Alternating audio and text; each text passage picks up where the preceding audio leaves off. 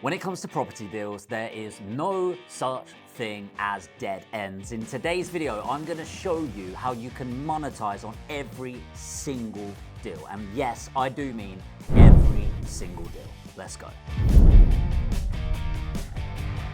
To give context to this, we spend around £300,000 a year on direct-to-vendor ads. And I know that probably doesn't relate to the average individual, but when you're spending that amount as a business, you really start to think about, well, what's the utilization rate of this? And actually, only about 5% of that spend, right? Think about that logically. I spend £300,000 and only about £15,000 worth of those leads end up becoming good enough for our buy-to-let investors.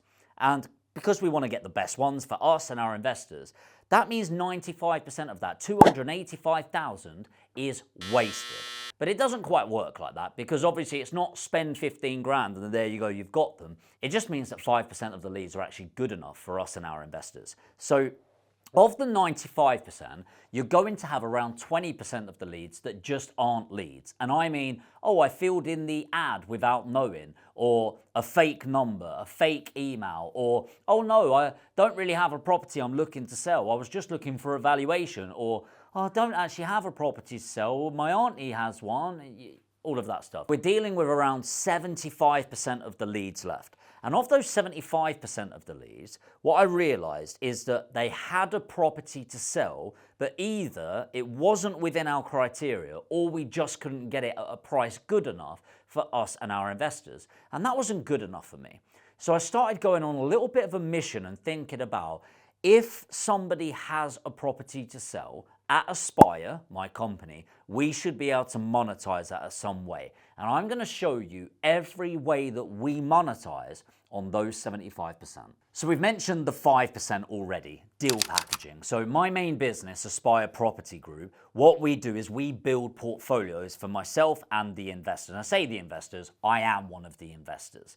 So we build those portfolios and 5% of the leads go to them. If you don't know what deal packaging is, deal packaging, think of yourself as a full end-to-end service estate agent, but instead of representing the vendor, you represent the investor. So we source the deal, get it through legals, help with the funding of it, get the refurbishment done, and then we do lettings. But deal packaging can be as simple as, you're an investor, here's a property, buy it, pay me a fee. That's where 5% of our leads go, and actually where a bulk of our business comes from. Next, we look at assisted sales. I really like an assisted sale. Assisted sale is where, instead of buying the property, refurbishing it and sell it, where there's a huge amount of capital, including stamp duty and that, and it's not very tax effective, we do assisted sales where we don't buy the property, refurbish it and sell it. So kind of a form of vendor finance, if you like, where we're not actually needing to buy the property, which means a lot less capital in, it's way more tax efficient, and we don't need to pay stamp duty on the property at all. So if a property, typically a more expensive property than our boring vanilla buy-to-lets that we like, and it needs a decent refurbishment on it, we will go in with an assisted sale contract. So we don't buy it, refurbish it, and monetize on it, which creates a win-win for us and the vendor. The next way is the BRRRR method. I hate it when people talk about BRRs. You hear people go, the BRRR. You buy it, you refurbish it, you rent it out, you refinance it. It's just a glorified buy-to-let. Now, there's pros and cons of BRRs, buy, refurbish, refinance, and the biggest downside is how fucking delusional the average person is. Seriously, some people think that you're going to buy it, add a bit of money, refinance and pull all of your money out. It's like, yeah, if you come and have a chat with me 5 years ago, maybe we could do that. And you still can find deals like that. I'm being a little bit over the top. Weird me being dramatic, right? But I mean like 1 or 2 a year. You might be able to do with that. Like actually doing them repeat is really a problem. The other thing is, what you need to factor in is you've also got a property that's vacant for 6 to 9 months. So you've got no rental income, you're paying the stamp duty, you're paying the council tax yourself, you're paying the utilities yourself. And so actually the difference between a boring vanilla buy-to-let and a BRR is not that big of a gap as you might expect. But it's another outlet that we didn't have before.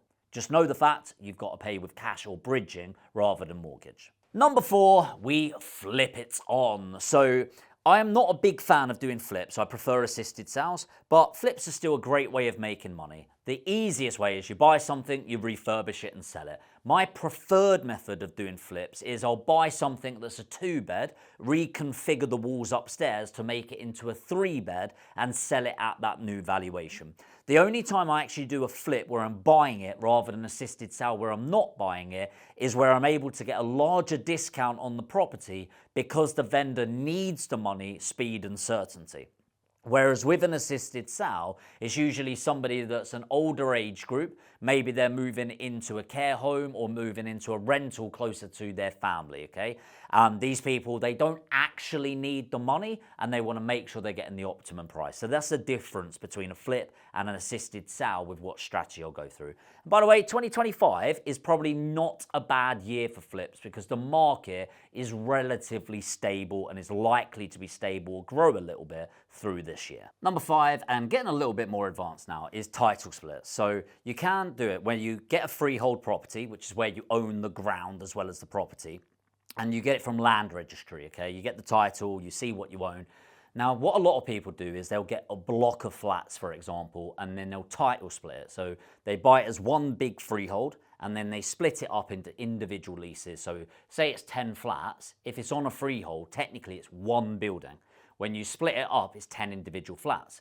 On a smaller level, say for example a 4-bedroom house, what you can do is you can split that into and redevelop it slightly. The upstairs is now a 2-bedroom flat and downstairs is a 2-bedroom flat.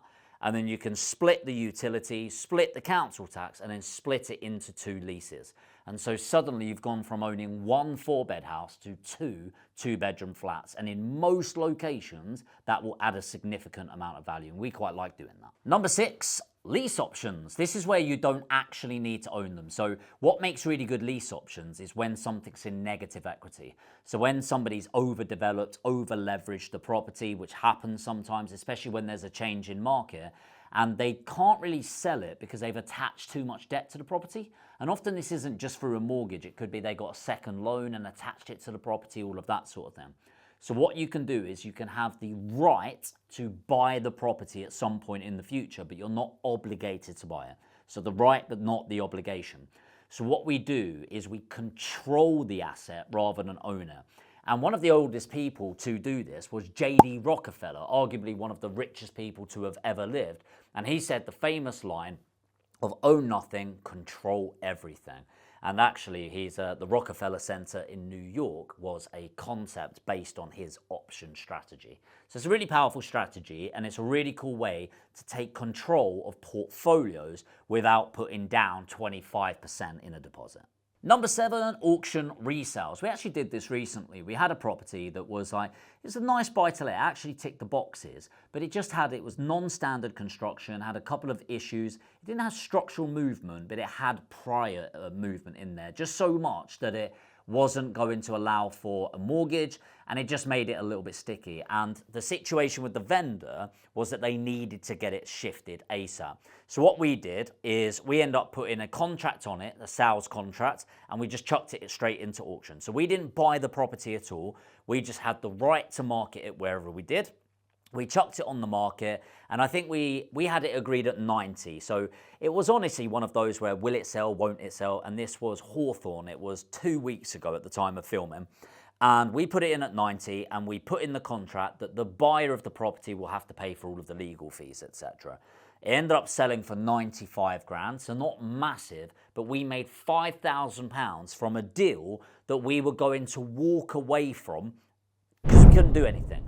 We chucked it on auction as a bit of a last-ditch attempt, and we end up, hammer goes down, we exchange straight away, and it completed 2 weeks later. And that's a really powerful thing. So we made £5,000 from making an agreement, put it into contract, put it into auction. All of this happened within about 2 days, by the way. And 2 weeks later, we made £5,000 net profit. We didn't even own the property. And finally, OPM. We like working with people that have money. Shock, horror. We like investing in our own deals, but we also like joint venturing with other people. Now, nowadays, it's kind of gone the opposite way around. But at the start of our journey, this would be us finding great opportunities, other people putting in the funding, we'd put in what we call the sweat equity, and we'd split the profit 50-50. So a lot of property strategies realistically need a decent chunk of change to go in them, right? But it doesn't need to be your money. The reason why I say we're on the opposite side now is nowadays what I do is we put in the money. So we've got a decent amount of funding now with all of our businesses that we've got. And other people, typically our mentees, we train them up to a level where they're finding the deals. They get great opportunities. They want to monetize on them. But I don't know about you, at the beginning of your journey, you don't have hundreds of thousands of pounds. So what we do is we fund their deals for them. And at the time of filming this, we have over £5 million of our cash in our mentees' deals, and we split the profits with them. So it's a real win-win. We put in the cash, they put in the sweat equity, and we're de-risked because we know they're trained to a high level. So the big secret to all of this isn't actually having all of those strategies, it's when to apply them. So when is it, what criteria is it that where we would exit on an assisted sale, or a deal package, or listing on the open market, or an auction exit, or a joint venture opportunity?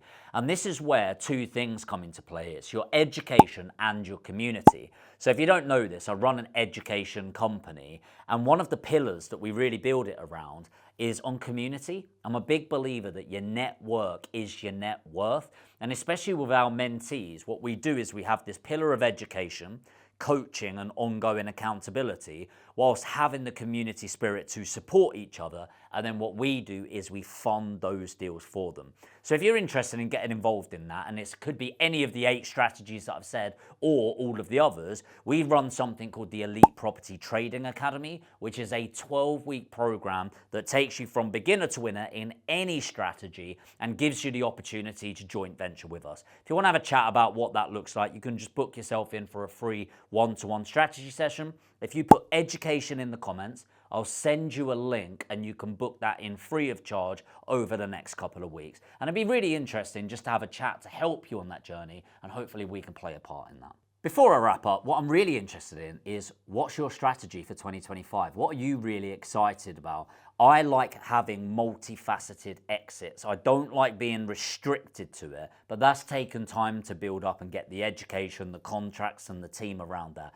If you had one strategy that you would like to double down on, what would it be? Let me know in the comments and I'll do more content around that. I hope this has been valuable. As I said, if you want to have a chat, put education in the comments. I'll send you a link. And if you did get value, make sure to hit the like button and make sure to subscribe.